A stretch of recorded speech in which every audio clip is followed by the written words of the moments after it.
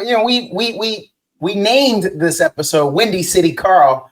Yo, Karl, what's Chi-Town like, man? For those who don't know, let me offer this. I've been going to Chicago since 2007, and unless I want to intentionally, and some have been business trips, some have been pleasure, I haven't paid for a hotel room.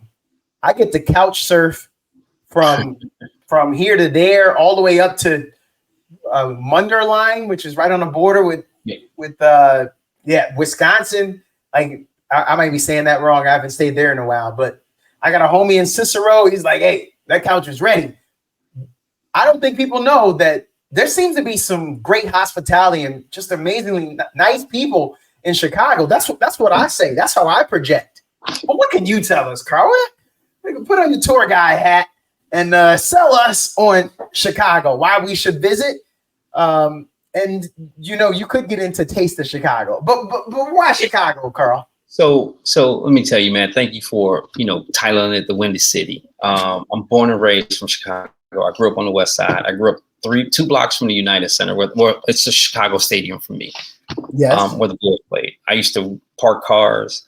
I used to work for the Bulls, Blackhawks, Chicago Sting, Cubs, White Sox, Bears. I did all of that.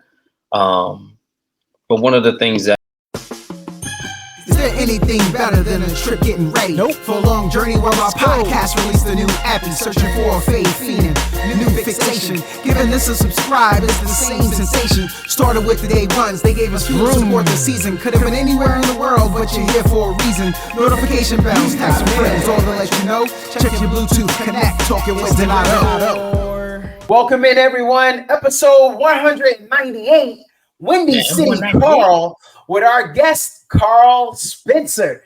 Yo, Karl, wait a minute. Karl, I want to start with this before we get to anything.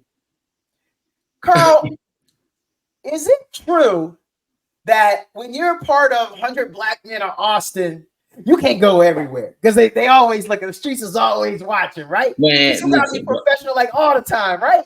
Yo, let me tell you, first and foremost, man, thank you for having me on the show. It's an honor to be here. But yeah, man, it's let me just tell you, man, I'm old school. I'm married. I got 5 kids, man. I stay in my lane. I do what I do. But I think, just in terms of the organization and what we do, man, I think, I always tell the brothers, listen, do the right thing, stay on point. You represent all of us, man. So when you go out in the streets, you do the right thing, man. So yes, I can't tell them to do that and I'm not doing it. So I do it every day. Yes, sir. Yes, sir. The reason I wanted to start there, I started with a little bit of jest, a little comedy there, which you caught. And I like where you went, because that brings me to where I'm at. You always have to be on as a professional, Karl. The streets is watching. The streets, I know people, the streets are watching. Hold on now. It's in my pocket. Stay with me though. Karl, when you have the opportunity, how do you get a young guy's attention to want to listen? Because that 20-year-old, that 22-year-old, when he graduates, man, he trying to old head. Now you ain't trying to 5 kids, man. You don't understand old head. How are you getting that to them? So here's the thing, man. Like, truth be told, man, I still look young. I don't look 54 years old. God, no, you don't. No, man. But one of the things I do, man, I just let them know that they're human. I treat them how they want to be treated, and I just keep it real with them. I let them know that we're on the same level, and we just talk brother to brother. And then from that point, I insert little nuggets to let them know that, yes, I'm an adult, but at the same time, I give them that level of respect for them to have a platform for them to say whatever they want to say to me. And I think that's where the connection comes in with these young folks, is that, the other thing is too, man, I grew up in the streets of Chicago. I grew up on the West Side. And so I still live by some of those things that we did back in the day, and it still holds true today, is divine order. You respect women, don't touch children, you don't do anything on Sunday, and you treat people how you want to be treated. And so I've always been that way of just having that mindset of just doing the right thing for the community, but then also letting them know that you have a voice, but don't get this twisted. I'm gonna respect you till you don't respect me. You know what I mean? Yeah. That's so for those who are picking up what you're putting down. And my leaning with my questions, you're so involved with the community. So you are an alpha member a member of Alpha Phi Alpha, for those who don't know, Fraternity Incorporated. 100 black men, 5 kids. You got a day job. And let's be clear now. I got a 6-year-old granddaughter or 7-year-old granddaughter, man. Good so grief, and a grandchild, which takes on a whole nother level because grandmas, grandpas, y'all gotta be around. Like, y'all no, man. Listen, I'm not I'm Pawpaw. Anaya, hey. Anaya, I love you, girl. Pawpaw. That's what she called. I like that. I might steal that. I hope one day I can get a chance to be a pawpaw. I like that. So how do you fit it in? How are you getting all this done, Karl? Because some of us, we want to get out. We want to be a part.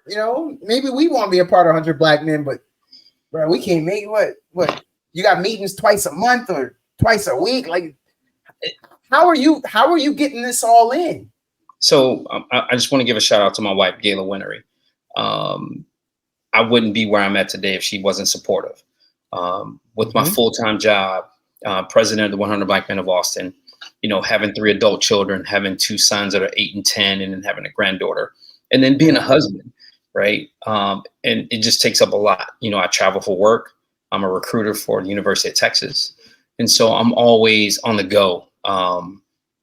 But I find that it takes a strong woman to support me for me to be able to do the things that I do.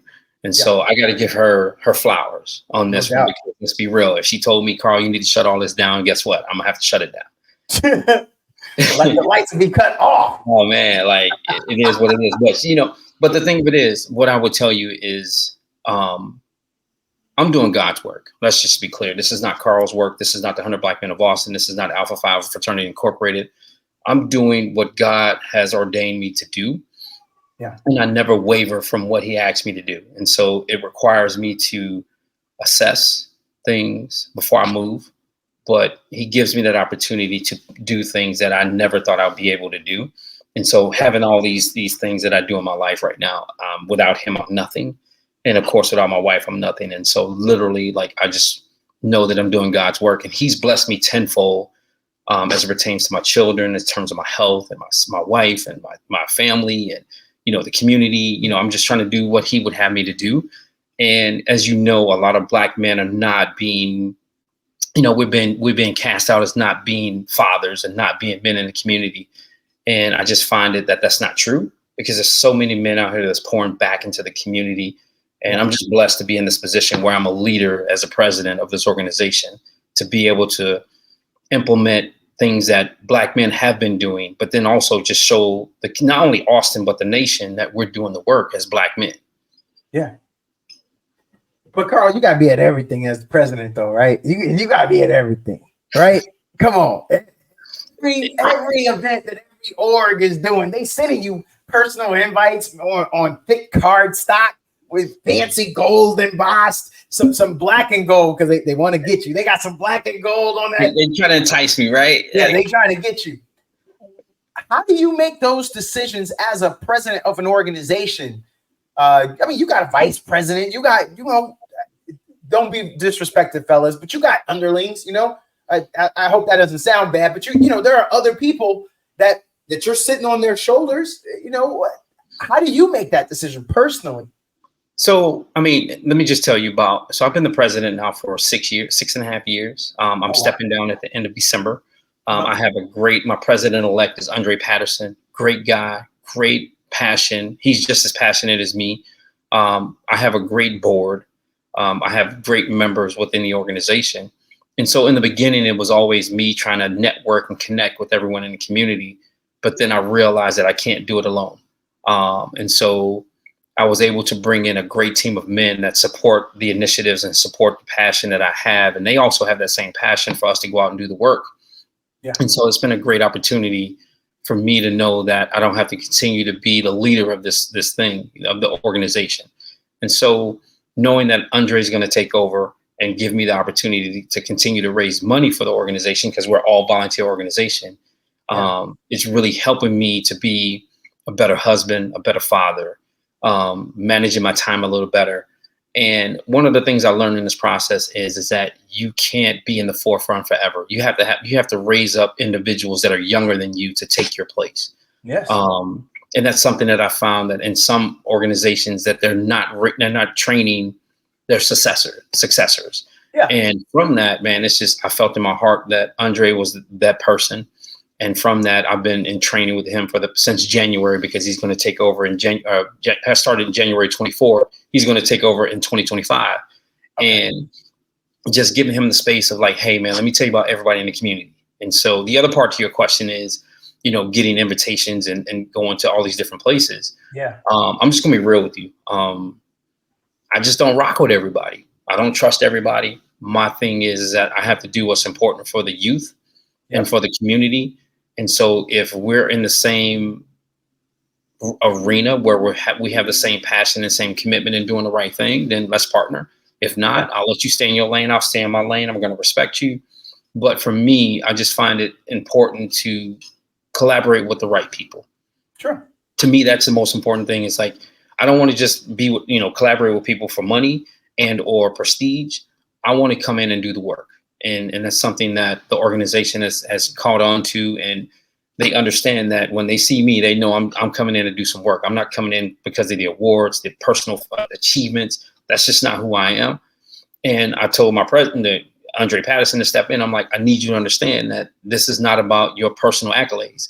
If you're not doing God's work, then don't do this.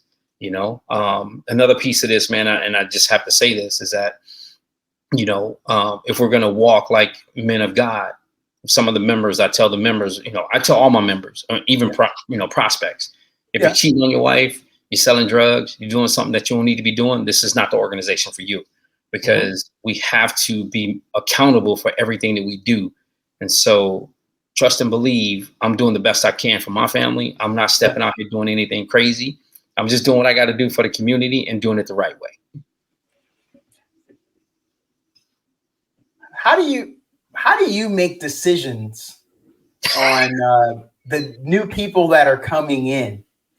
I mean, you just can't take everybody because they got a doctor in the front of their name or PhD at the end or Esquire, because let's be honest, they may not have the time. They've already be stretched a little thin. Or is that even an item of consideration? Are you all asking the hard questions? And I don't know your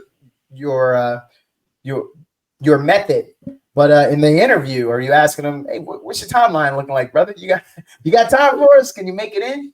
I mean, here's the thing, man. I think the first thing is we want to make sure that you are doing the right thing, and doing the right thing for you personally first. I think that's the most important thing. If you are taking care of yourself and doing everything that you're supposed to be doing, then from that point, we need to find out if you have enough bandwidth to step in to do work in the community. I do know I have a lot of members that are older, like brother LL Holland. He's a precursor for UT. He's one of the first Blacks to go to the University of Texas. He's been one of my long-standing members. He pays his dues, but I don't expect LL Holland to do anything. Matter of fact, I tell him don't do anything. He's done the sweat equity to where he can sit back and watch the fruits of his labor through the organization, right? Yeah. I have some men who are very busy with their families. I get it. You want to pay your dues, right? But don't ask me for like special, treatment. If we go, if we travel to DC for, the Congressional Black Caucus, don't, hey, can I go to DC with y'all when you haven't volunteered when we're trying to do the work in the community? Right. And so I think it's really just a matter of where we want to meet you where you are. And if you fit within that mold, then let's go together. Let's go together. If not, then all money ain't good money. No, understood. You're 250, stay over there. We Gucci. Like, we don't need no beef, you know what I mean? And so I think I'm always looking for brothers who is going to allow us to have that safe space for where if we speak to each other and we talk to each other about, intimate issues, whether it be personal, professional, or whatever, that safe space stays within the organization. So that's one of the things that I try to, we try to talk to our members about is like, listen, you want to be a part of this? This has to stay in-house. You know what I mean? I feel like as Black men, we really don't have a lot of safe spaces, especially within our personal relationships, our professional careers. And so where's the only place we can have it? I mean, that's why, the 100 Black Men of Austin. It's like, I want us to be able to have these intimate conversations. Like for me, you know, I have 5 or 6 people that I reach out to who are my mentors within the organization, right? Mm-hmm. There's situations where it's like, man, look, I don't, even at 54, I may reach out to a 30-year-old and say, hey, give me your perspective because I need it right now.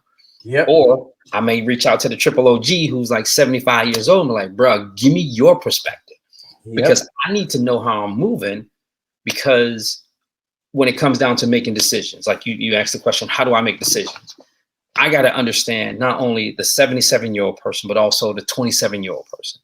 Yeah. And how do I make those decisions based on the organization, based on 60 plus members that we have in the organization? When I make that decision, it's not just for Karl, it's for 60 plus men. Yes. So it's you have to be mindful. You have to take your emotions out of everything. But I've been doing this for 6.5 years. Now I will tell you, 6 years ago, I couldn't speak in front of people. Now let's go. So we're all growing. We're all evolving. We're always trying to see what our strengths and weaknesses are, working on them and trying to improve, trying to make that weakness into a strength. Yes. Wow. 6 years ago? Bro, man, listen, I'm going to tell y'all. So let me just tell you, I know we talked about, you know, some of the things that we can and can't do before the podcast, but let me tell you, I had to learn. So there's 2 things I learned in this process. My mentor told me, don't waste your fragrance in desert air. That was 1. And then number 2, I had to learn how to go from the streets to the suites. Yeah. Wow. And so those 2 things has taught me a lot. And so I'm gonna give you a perfect example. I'm the type of person, I'm a cusser, right? Yeah. And when I first became the president, it wasn't nothing for me to cuss somebody out. I would just cuss you out off the sprint. Like if you just piss me off, I'm cussing you out. Right. But I understood that I can't be that same person from the streets because I'm dealing with everyone from the bottom to the top. So how do you navigate those spaces to tap into everybody? And so I had to learn how to watch my mouth. I had to watch my tone. I had to watch how I present myself to everyone else, because again, it wasn't just me, right? Yeah. But then the other piece was don't waste your fragrance on desert air. I had to realize that everybody is not for you. And it's okay. You know what I'm saying? Chuck the deuces and keep it moving. Right? You know what I mean? So it's like, I know those are 2 wide, you know, thoughts, but it's like, those are some of the things that have kept me grounded here in the city of Austin, because I'm a transient. Like I said, I'm originally from Chicago, and I know the culture here in Austin where it's like, if you're not part of Austin, you don't get into every room. Yep. Right. So for me, I'm not going to try to get in that room. I'm going to keep doing the work in the community. And when you want me in the room, you'll let me in the room. Until then, I'm going to keep doing what God has for me to do. And I'm not trying to step on anyone's toes in this community. I just want to be respectful of everyone's spaces and just do the right thing. Karl, let's get back to, you know, we named this episode Windy City Karl. Yo, Karl, what's Chi-Town like, man? For those who don't know, let me offer this. I've been going to Chicago since 2007, and unless I want to intentionally, and some have been business trips, some have been pleasure, I haven't paid for a hotel room. I get to couch surf from here to there, all the way up to Munderline, which is right on the border with Wisconsin. Like I might be saying that wrong. I haven't stayed there in a while, but I got a homie in Cicero. He's like, hey, that couch is ready. I don't think people know that there seems to be some great hospitality and just amazingly nice people in Chicago. That's what I say. That's how I project. But what can you tell us, Karl? We can put on your tour guy hat and sell us on Chicago, why we should visit. And you know, you could get into Taste of Chicago, but why Chicago, Karl? So let me tell you, man, thank you for, you know, titling it the Windy City. I'm born and raised from Chicago. I grew up on the West Side. I grew up 2 blocks from the United Center, where it's the Chicago Stadium for me. Yes. Where the Bulls played. I used to park cars I used to work for the Bulls, Blackhawks, Chicago Sting, Cubs, White Sox, Bears. I did all of that. But one of the things that I love about Chicago is that we're good people. Just don't cross us. We'll give you the shirt off of our backs. Right. But if you cross us, we're done. And so I just come from that cloth of like, I trust you till I can't trust you. But then the flip side to Chicago is that it's very segregated.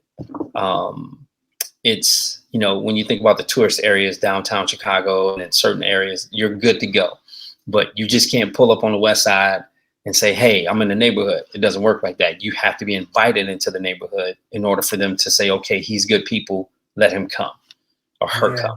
Once you get in that neighborhood and they say you're good, right? They trust you until you cross them. The food is good. I mean, the pizza, hands down, no questions asked. We don't talk about Detroit. We don't talk about New York. Just put all that to the side. I know everybody likes 313 here in Austin, but you ain't had no home run in pizza. You ain't had no beggars. You know what I'm saying? Like, that's just how we get down in the city, right? Then then we talk about Uncle Remus. The chicken where they refry your chicken. Like, they cook the chicken in the morning, then they refry when you want it, and then they give you the special sauce. I'm just saying. You ever had who can eat refried chicken and it's still good with the mild sauce? I'm just saying, bro. That's all that.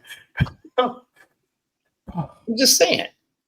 Like, you can't go wrong in my hometown, right? I miss it. Don't get me wrong. I miss Chicago, but Austin is home for me. But every time I go to the crib, I'm pulling up. I'm getting Portillo's. I'm getting home run in. I'm getting beggars. I'm getting Lulu's on the west side of Chicago. If you never had Lulu's with the Italian beef, Italian sausage with the hot and sweet peppers slightly dipped in the juice, come on, bro. Lulu's.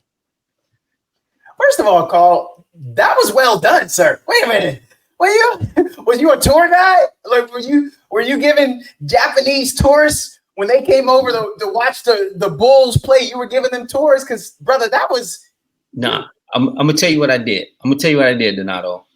If you pay me $5, I would watch your car while you go to the Bulls game. Oh. If you ain't pay me that $5, I told my homeboys do what y'all need to do. He ain't pay me no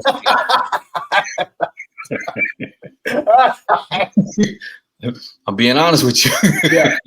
Hey, no, it's I learned that real quick. My parents are from New York. I used to go out to New York, visit cousins and whatnot. Yeah, big city life. Because I'm not from a big city, state capital, but Chi-Town, New York, Los Angeles, whole different universes is what I like to tell people. Yeah, but let me tell you this, man. I'm gonna tell you something that was real cool, man. Like, so I grew up like 6 blocks where Fred Hampton was assassinated. So to give you some perspective on that, if you watch Judas and the Black Messiah, you know exactly what I'm talking about. That's how I grew up. When the street lights came on, you went in the house. You know what I'm saying?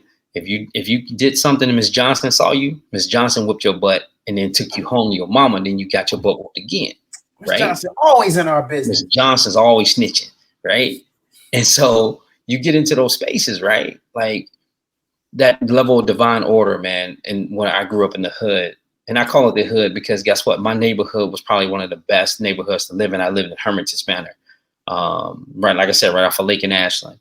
And I just remember how we were all like pushing each other to do good in school. But one of the things that people don't talk about when we talk about Chicago and major cities, we don't talk about the outdated books that we had in the classrooms.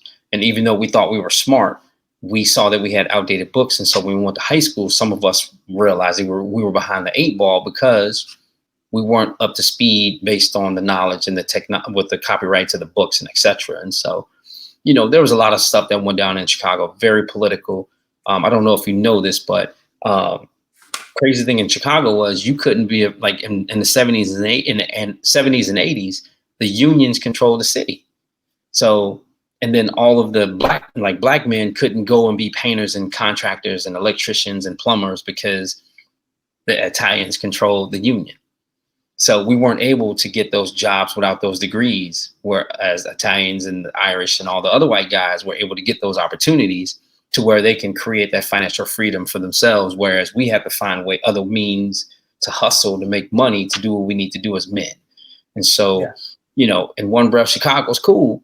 But if you've seen The Wire, if you know The Wire, this Chicago is like 2 steps higher than The Wire from Baltimore. Yeah.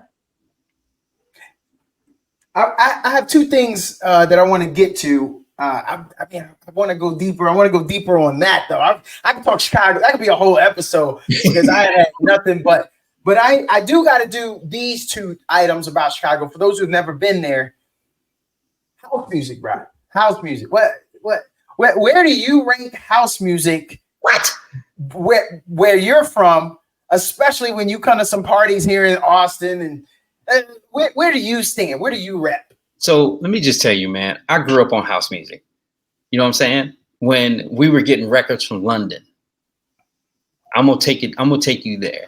So we were getting music from London in the 80s, like late 70s, early 80s. Yeah. And so when everyone was talking about the whole Studio 54 in New York and all that, Black folks in Chicago and house music, we were getting it in, and we still get it in to this day when it pertains to house music. Matter of fact, I don't know if you know, there was the house picnic that just took place this past weekend. That was yesterday. No, I didn't. The house picnic is like Southwest Airlines raised their prices because folks is coming from all over the country to go to the house picnic in Chicago. If you've never been a part of it, bro, it's off the chain. It's all day. DJs playing house music all day. Percolator, White Horse. Like, bro, I can go there with you. You know what I mean? So house music has always been part of my culture. I still listen to house music to this day. And, I didn't get hipped into hip hop until 1986 with Scott LaRock and, KRS-One and Eric B. and Rakim. But prior to that, it was, Marvin Gaye, it was Donny Hathaway, it was Farley Jackmaster Funk, Hot Mix 5, WBMX. I can go on, bro. Like, that's just what we did. You know what I'm saying? We put the strap radio, the boom boxes on our Schwinn bikes, and we used to ride to the lakefront, listen to house music with our little tapes, cassette tapes. I can go there with you, bro. Yeah. Man, you got me wanting to go down a path there, but I like that though. I like it. How come people don't leave Chicago, man? They ain't a lot of you out there. That people, is it because it's such a big city and there's so much there? Because a lot of my people, they treat it like it's the center of the universe. Them jokers don't leave, Karl. And I'm just kind of curious, why? How come people don't leave? So there's a couple things that I want you to think about. Now, where are you from, Donato? Virginia. You're from Richmond, Virginia, but I'm a VA dude. 2 up, 2 down. Okay, that's what I'm saying. So here's the deal, right? You have people that are comfortable, that never left their communities, never left the neighborhood, lived in the same house most of their life. All they know is that community. They don't know how to step outside of that box. Yeah. Right. Whether it's greatness or not, they rather not step out of that box. For me, Chicago is one of those places where, by it being so segregated, it's hard. Like, I have people, like, I don't know if this is the case now, but I can remember when some of my folks would never go downtown Chicago because it was just never in the preview for them to go down there. That was how it was in the 70s and the 80s. A lot of people didn't go downtown. I mean, we all went downtown for Easter. Like, we used to go kick it for that. But you never left your community because a lot of time you couldn't go to other communities. And so you had to stay in your lane, basically, right? There's only certain places you can go: grocery stores, hospitals, churches, liquor store. You know what I'm saying?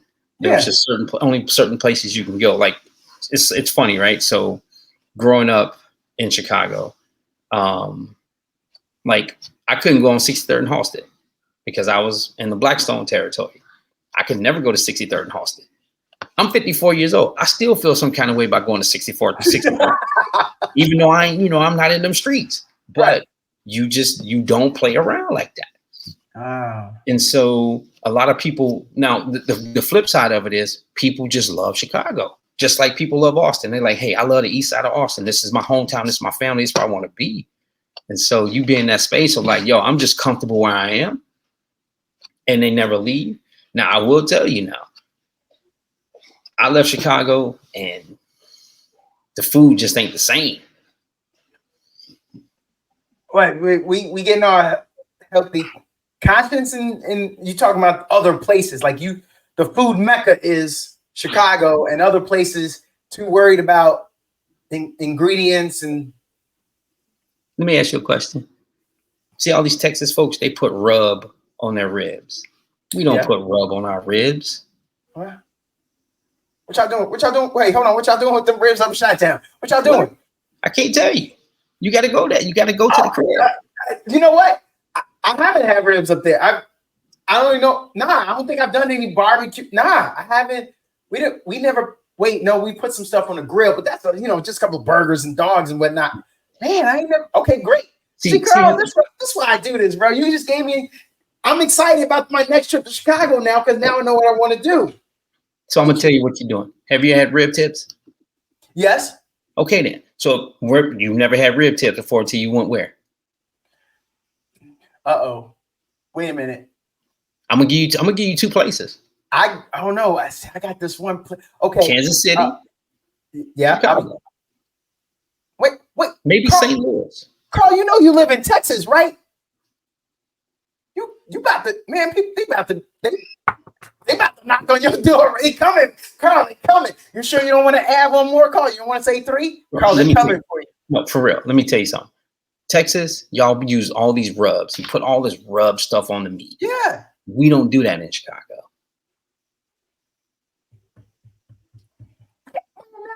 Girl, when the next time you going to Chicago?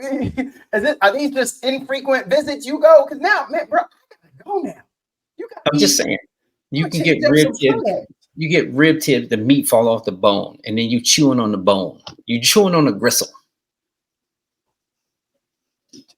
Carl, wait, what you doing, Carl? I ain't had no dinner tonight yet. Carl, what you doing, bro? I'm like, hey. But so for those who don't know, I mentioned Taste of Chicago. So I was lobbing that out there just to tell Carl that when I go to Chicago, I do a lot of eating. Like, I don't know, there in Vegas, I do tell people, I used to live in Los Angeles, 3-hour drive to insult your geographical knowledge. And the buffets, the restaurants around Vegas, I think some people don't know, one, the variety, but the just the opportunities and the good deals. I think the prices. So I tell people when I go to Vegas, I get my eat on, which most people say I'm going there to gamble. I'm telling you, I see it as a moment to get some cheap buffets, good food, and great restaurants.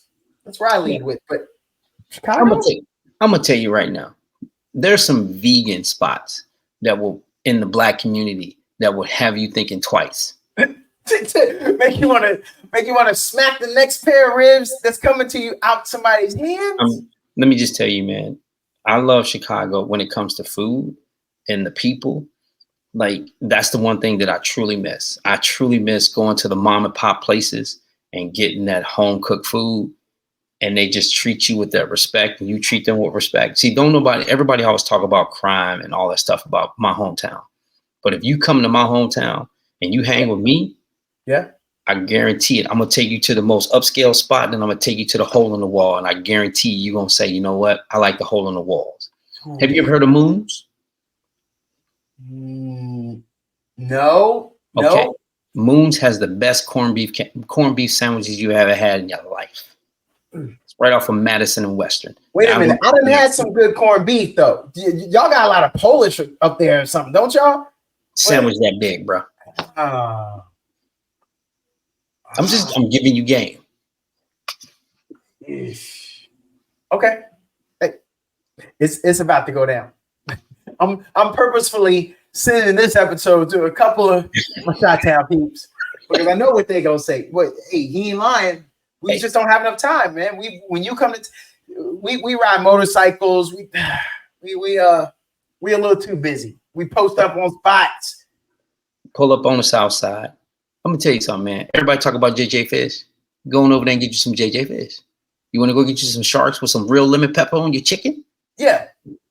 I'm just saying, bro. I don't make this stuff. City Carl ain't playing, y'all. He ain't playing. Dude, look. You hear that? Tap tap tap tap tap. You got people trying to book some stuff right now. He said Southwest go there, people. What he said, Carl, man? He messing with y'all. he got y'all changing up vacation plans. Oh, and Karl, if I could keep this real, I didn't always go in the summer. I've gone sometimes during the winter because of work, but it's varied. There we go. I'm back. Okay. Looks like I lost you there. I was just saying, I'll go back and I'll chop that. I was just saying, Karl, I just want you to know, I don't always go to Chicago during the summer. I've been there during the winter, during the cold part of the year, because my job needed me to go. I'm not a fair weather friend, pun intended. Mm-mm. It's not called the Windy City. Look, the title of this podcast is the Windy City. Okay. Yep. Windy City, Karl. I just want you to know. I want you to know that wind will cuff you. Yeah. It will make you pause when that wind hits your face at 50, 60 miles an hour and it's like 10 degrees. Karl, let me tell you, let me help the listeners right quick. So, Karl, I do a lot of Latin dancing. I actually teach it. And y'all, man, some of y'all's clubs, and I ain't never had a problem up in the club. I'm not saying it don't happen, but again, I want to get back to that hospitality. Bro, you walk out of a Chicago club with a wet shirt if you want to. It might have happened. I ain't gonna lie. It didn't happen once. It might have happened about 3 or 4 times. But maybe I'm a slow learner, Karl. But I figured out either somebody got to run in the car and bring me something back, or you got to walk up in there with a couple of T-shirts or something wadded up to walk in with, so you could make a change on your way out. Don't mess around. Don't walk out wet shirt. I be sweating out shirts. That's how I get down. It depends on where you go, right? Like, Chicago's a stepping town. So if you know about the 6 count and the 8 count to stepping, then it's not a matter of you sweating. It's about you being smooth and how you, control the situation. But Karl, some of us don't know when to get off that dance floor, because I do the 8 count and that lines up perfectly with Latin dance, with salsa. Depending on the speed of it, or depending on the song, you can rock some bachata, which is like a 4 count. But my salsa moves, my cha-cha moves, I could use. So look, we're gonna get to it. Yo, Karl, let's talk about dancing. Now, most people know, they say Chi-town stepping. Mm-hmm. Now, I know y'all don't say it like that. Y'all just be saying stepping or doing what you're doing. I heard you say 6, 8 count. What do y'all refer to it? We just call it stepping. And then it's a stepper. Like if it's a set, it's called a stepper set, right? But now here's the deal, though. You can't go out there and you don't know how to step, and you try to step. They're gonna boo you. It's like the Apollo. You just get off the floor, right? You got some triple OGs that's been doing this for a long time, and so you got that level of dancing, right? And then you also have, I don't know how it's been lately because I've been gone for a minute, but when you start talking about house music, bro, jack your body, like you're dancing for hours, right? And that's the thing that trips me out. Like, that's another thing that I don't like about living in Austin, is that whenever you go to a club or whatever, everybody's on the wall. Nobody's dancing. Ooh. They don't dance no more, as Goody Mob used to say, as they said, they don't dance no more. And they don't enjoy the moment, where it's like everyone's looking to have that moment of meeting somebody. But it's like, where I'm from, it's like, yo, I just want to dance. I don't want to do nothing else. We ain't got to kick it. We ain't got to get no exchange on phone numbers. You can tell me a fake name. I just want to dance all night, and then we jet up. Yep. That's just, that's how it was for me growing up. And so things have changed, but there's nothing like, you listen to a James Brown song, or, a Glenn Lewis song, or like, just a straight stepping song, like an Eric Benet song, and you just get into that 8 count and you just be flowing. And what people don't know is, and it kind of goes back to the divine order of Chicago, right? So when we talk about men being leaders, right? And you know how it is in salsa and Latin dance. Yes. The man controls the woman by using his hands and being gentle and telling her which way to go, because she has to trust him. And if she trusts him, then she knows it's going to be smooth. Yes. We got to go back to those days. No doubt. When we It's talk about lost. relationships, when we talk about friendships, we got to let men be men and let women be women. You know what I'm saying? Yes, sir. Karl ain't lying. He ain't lying into this microphone. Karl, what was Karl Spencer like in high school? Was you an athlete? Was you voted most likely to succeed? Were you class clown? Who were you in those high school years? So I'm going to get a little serious with you. Okay. So basically, when I was, like I said, I grew up on the west side of Chicago, and when I got to 8th grade, I had the choice of going to Krieger High School or Crane High School, which was in the opposing gang's territory. And I told my parents I wasn't going there. I played baseball, but since I was 9 years old, I love baseball. And I'll never forget this. I want to give a shout out to my man, Anthony Johnson. I haven't spoken to him in years, but I have to say this because I wouldn't be here today if it wasn't for him.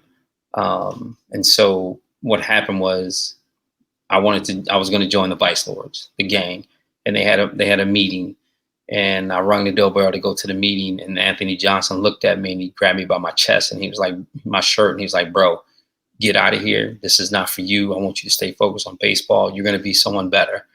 And I always claimed to be in that thing. Like, and of course, when you're in Chicago, wherever you live, you were basically if you grew up on Lake and Ashland, they knew you were part of the Blackstone, so you were labeled no matter what.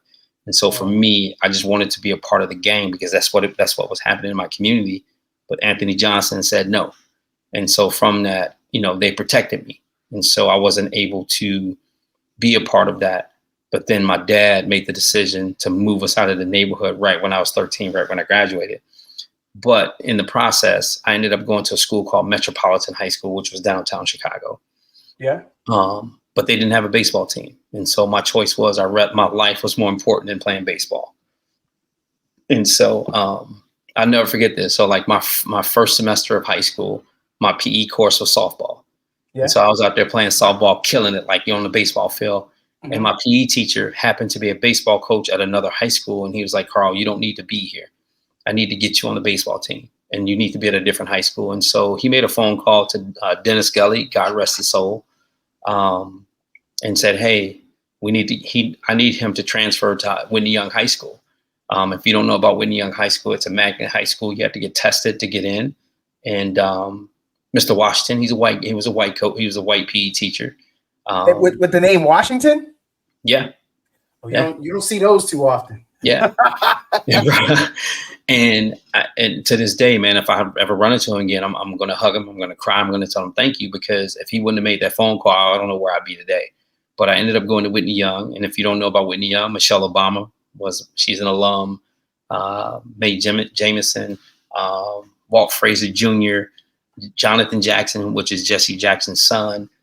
We had a lot of great students that are African-American that were very talented and very smart. But my thing was baseball. And so I was one of the first kids to play varsity as a freshman for Wynton Young High School. And really baseball was my thing. And so I really wasn't good in school because at that point I was in the situation where I left the hood, but then I went to a very prestigious African-American school. So I was in that piece I was in the middle where my homeboys was like, man, you're not the same. And then the kids at, Wynton Young was like, you're a little too rough. Yeah, you ain't one of us. You ain't one of us. So I was in the middle of I was by myself for a couple of years, but baseball kept me grounded.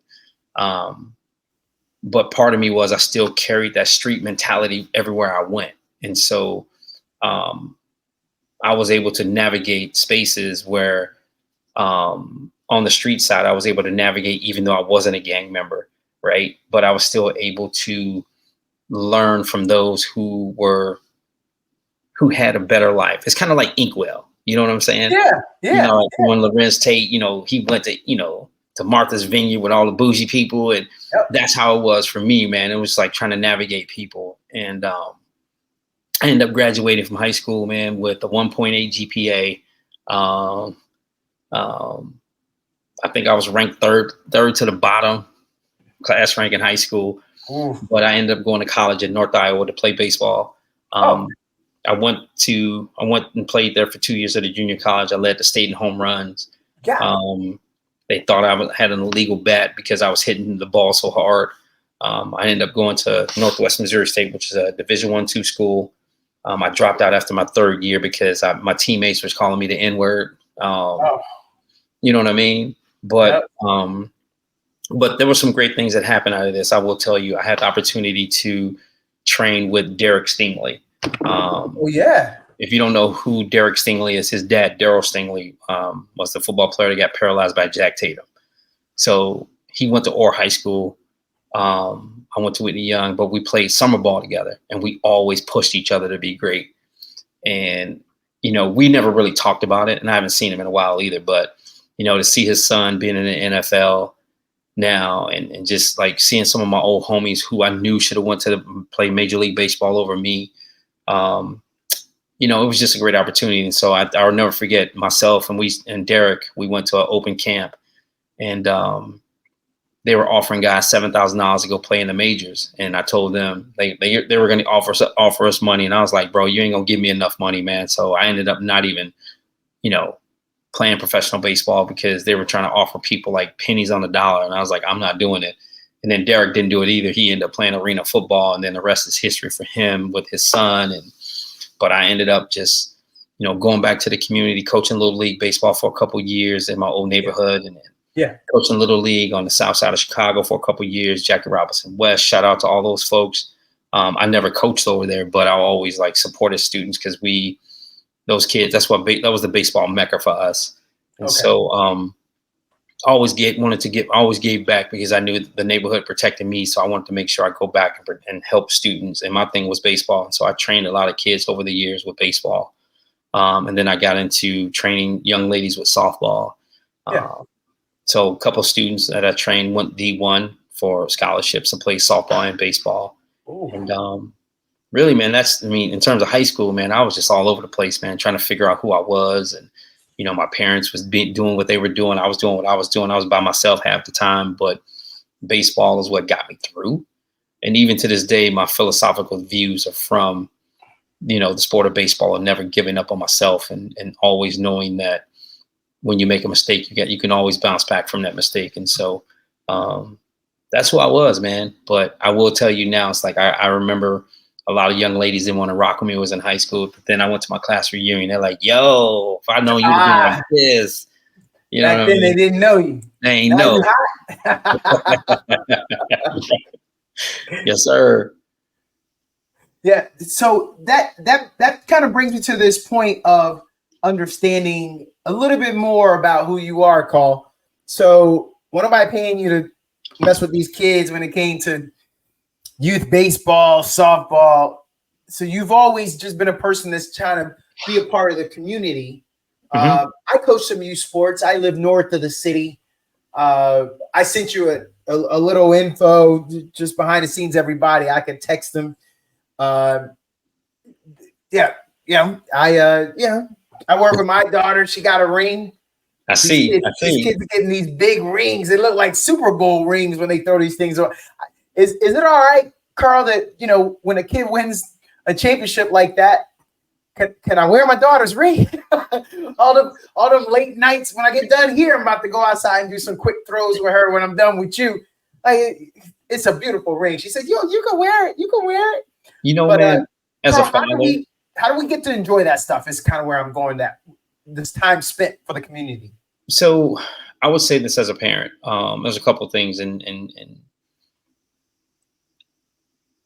it's a blessing that your daughter and your child or son, daughter are able to play sports now because it's so expensive now. Yes, it is. It's about the haves and the have-nots, and they've taken a lot of the fun away from the sports. You have AAU basketball. You got all these different, traveling teams for softball and baseball. And so if you don't have the money, you're not going to have opportunities to grow. And so for me, for you, I would say, if you know your daughter or your child put in the work, wear the ring. If your child ain't put in the work, I don't believe, I'm old school. I don't believe in just giving everybody a trophy. You got to put in sweat equity. Me both. You and got me to put both. in the work, you know. And it's funny. I was just telling my sons the other day. I'm like, you got to put in work when everybody sleep. You got to be putting in work because that's the only way you're going to be better. And I tell them that goes for sports, your books, education, relationships. You got to put in work when everybody's asleep. And so, yeah, it's a little different. Like I've started coaching out here in Texas and I quit after one season because everyone is putting all this money into these sports. And then the parents feel like their kid's supposed to play because they've spent $1,500, $1,600. And where I come from, it's like, I don't care if you paid $1,500, $600. If your kid can't play, your kid can't play. If they can't hit that ball, what we doing? Yeah. We ain't here to watch strikeouts. Especially you on a travel team and you striking out, bro. You ain't the one. But then you have parents that are living vicariously through their children. Yeah. And so it takes the fun away from the students, from the athletes and the kids. And then also it takes the money, makes it more frustrating for everyone. Mm-hmm. You know what I'm saying? Like when I played Little League Baseball, man, it was $20. It was sometimes it was free. Like my first Little League team, we called ourselves the 099 Pirates because we weren't even worth $1. Yeah. You know what I'm saying? Like I'm being real with you, man. Like, but all of us play. Like my boy Jimmy, you know, Eddie, God rest his soul, man. Like Boo, I can go back, man. Vincent, like we used to ball, man. Like that. I wouldn't be the dude I am today if it weren't from us playing that street ball, man. That strike 'em out. And you know, my boy Jimmy Ashford, man, that's my boy, man. Like to this day, man, I felt like he should have went pro. He should have played college ball over me because he was just that talented. Mm-hmm. But he didn't have the opportunities that I had because I was just lucky. Yeah. Karl, you've given us so much here. I know I'm not going to get through it. We got a short little landing strip to land this thing here. I want to come back to something that you said though, even though I don't think I'm gonna get to all these points. Hate to be negative. Karl, 54 years old. You've seen a lot in this earth, and hopefully you'll see a lot more. Where is the one place, Karl Spencer, that you have not been that you want to go? It could be national, it could be international. Where's the one place you ain't been yet, and you need to get there? I want to go home. Where is that? I want to go home. What? Come on, man, Karl. We already know Chicago is amazing, bro. What are you doing? I don't want to go to that. Clack. Somebody buying a ticket. They tapping in right now. You know where I want to go? And here's the thing, man. Like, I want to go to Africa. Oh, my bad. I thought you started. Oh, no. I don't love Chicago that much. Oh, okay. I want to go home. Yeah. You know what I'm saying? Like, and here's the thing, right? Full transparency. Like, you know, even though I'm married to a white woman, right? You know, that's my girl. That's my ride or die. You know what I'm saying? It's my third marriage, last marriage, of course. But I never lost sight of who I am. She doesn't lose sight of who she is. We both love each other. Yep. But for me, I want to go home. Home is Africa for me. And I want to figure out who my ancestors are in the motherland. And there's nothing wrong with me saying that because everyone else can go home. Yeah. I just want to go home. I want to see. I want to go back and see what it's like for me. And like, I want to write my name in the sand and say my last name, what my real last name was. You know what I'm saying? So when you asked that question, it was easy. No. Ain't no wrong. Karl, I lived in Boston. and I'm going to tell you, some of my homies couldn't tell me how Irish they were. They couldn't tell me enough how Irish are. Bro, I got it. I know, son, you Irish. And one or two, that had the means. They went to Ireland, came back, just thought they was the original Blarney Stone. But brother, they weren't doing that. When we get a little money in our pocket, the goal is what? Go down to the Caribbean again, right? How many times can we go see Jamaica? How many times can we go to the Dominican Republic? We got no ties to it. We just I would never touch the Dominican Republic. You know why? Because they mistreat Haiti. So I would never go to DR. I would never give them that right. I get that. When Haiti is the one place, like, I wish I can go visit because they were the ones who fighting for us. They were the ones who still had their feet on the ground and stuck true to who they were.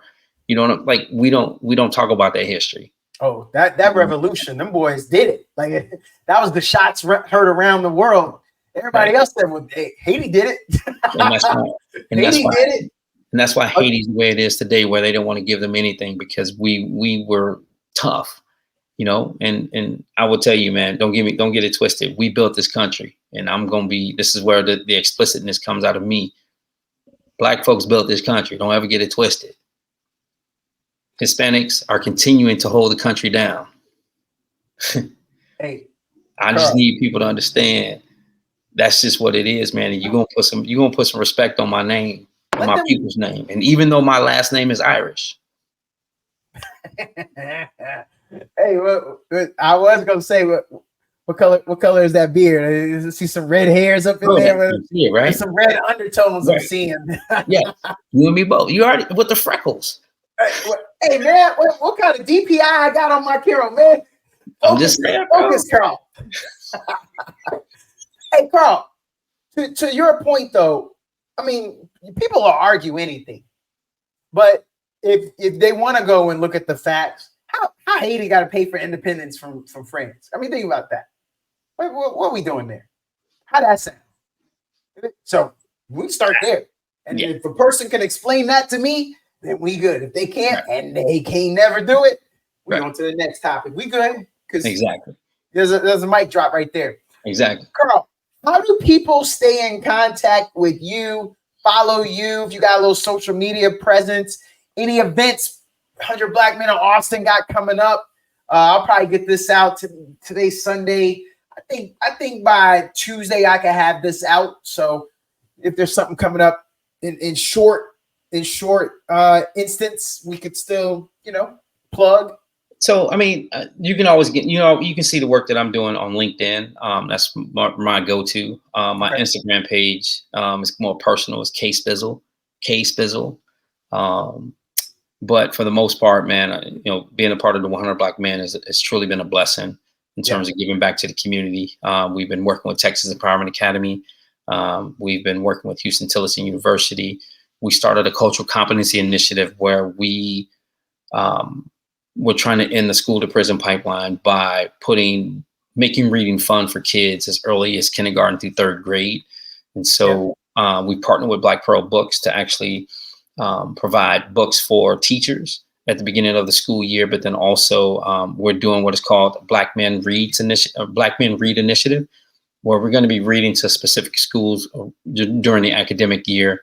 We're going to go to these specific schools, read to them, and then we're going to give books to the children to actually take home to build home libraries. And so having that partnership with Black Pearl Books is awesome. We started a financial literacy initiative where we've been doing a 10-week program on educating students on the importance of financial freedom. We've been dispelling the whole thing about credit cards and FICO scores and what the difference is with, how to circulate your money to keep it within the household and within the community. So we've been doing a lot of great things. We're actually doing some other partnerships right now. We're going to try to launch our Saturday Leadership Academy this coming fall at Texas Empowerment Academy. But then also we're going to, again, push out. We're going to start working with, we're in talks right now with NSBE to do some STEM AI initiatives with students from 6th to 12th grade and then through college. And so, man, we're just really doing a lot of grassroots work to really give back. So you can actually reach out to us on 100 Black Men Austin, and then it's the words 100 Black Men Austin on LinkedIn, 100 Black Men Austin Inc. on Instagram. I know I haven't updated the Facebook page, but and then I got to update the website too, because I've just been running with work and everything. But we're just really just doing grassroots work.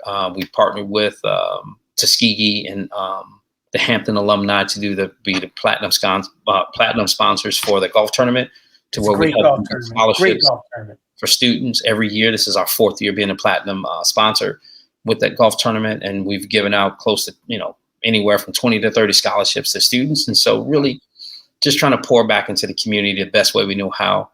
And again, just doing God's work, man. Last thing I want to talk about, we've been doing voter education PSAs. Yep.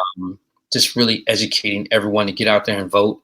I can't stress it enough with what's going on in the world right now. If you haven't heard of our project 2025, Andre Patterson has been talking about this for a year. If you haven't seen it, you need to pay attention.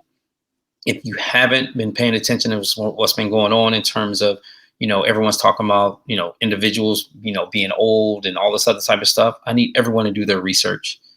Don't just select people just because they're popular or whatever. We got to be thinking about this on a grand scale to understand that people are trying to take our rights away. They're trying to take just affirmative action, the Supreme Court justices, and they're changing all these rules to make it benefit them. And they're trying to make it to where our kids can't even be themselves because of SB 17 here in the state of Texas, and because of House Bill 1, where they're taking grant funds away based on DEI. And so I need people to really, truly understand what's going on in the world.